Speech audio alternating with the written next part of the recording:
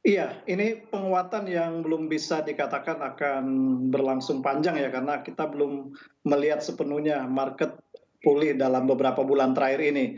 Kita lihat kenaikan yang dalam 2 bulan terakhir ini lebih diakibatkan karena, operasional tambang di Tiongkok yang masih terhambat ya, karena virus COVID-19, kemudian juga tadi kita dengar ada terganggu supply dari Australia, dan juga biasanya di kuartal pertama nih curah hujan yang tinggi juga berpengaruh terhadap terhadap tingkat produksi kita juga Indonesia.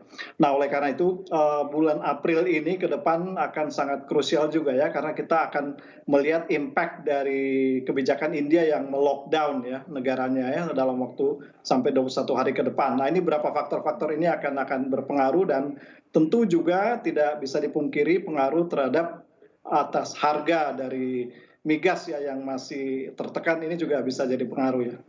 Mhm. Berarti untuk level-level saat ini masih belum konfirmasi apakah ini pembalikan arah ataukah, masih masih harus dilihat lagi bahwa tekanan yang terjadi masih akan cukup, besar begitu atau seperti apa nih Pak Hendra? Iya, karena swing-nya ada di China ya, di Tiongkok ya. Tadi kita sebutkan di bulan Februari dan Maret ini memang domestic supply, pasokan domestik di Tiongkok sendiri masih terganggu, meskipun industrinya sudah mulai recovery, tapi belum full ya. Nah, kita akan lihat apakah di April nanti tambang-tambang batu bara di Tiongkok ini bisa beroperasi dengan full. Nah, kalau mereka bisa beroperasi dengan full, tentunya ini akan berdampak juga terhadap inventory mereka, pasokan domestik mereka yang mungkin akan membaik, sehingga mengurangi sedikit ketergantungan mereka terhadap impor. Tapi kita harus lihat juga balance dari pasar di India tadi, sejauh mana dampak Mhm. lockdown di India juga berpengaruh terhadap demand. Jadi ini beberapa faktor-faktor ini akan kita lihat ke depan, dan tentu dari sisi supply juga kita harus melihat bagaimana kelangsungan ya operasional industri pertambangan batubara nasional kita di tengah pandemi virus ini. Karena sejauh ini masih berlangsung normal dan mudah-mudahan tidak ada gangguan. Tapi who knows ya ke depan ini Mhm. bagaimana penyebarannya dan dampaknya ke industri juga terus kita pantau dari hari ke hari. Berarti masih dalam kondisi normal ini adalah maksud Anda masih oke dari sisi supply, kemudian juga dari sisi demand, terus kemudian kondisi ekspor, impor masih cukup baik begitu untuk kondisi dari batubara nasional kita, Pak Hendra?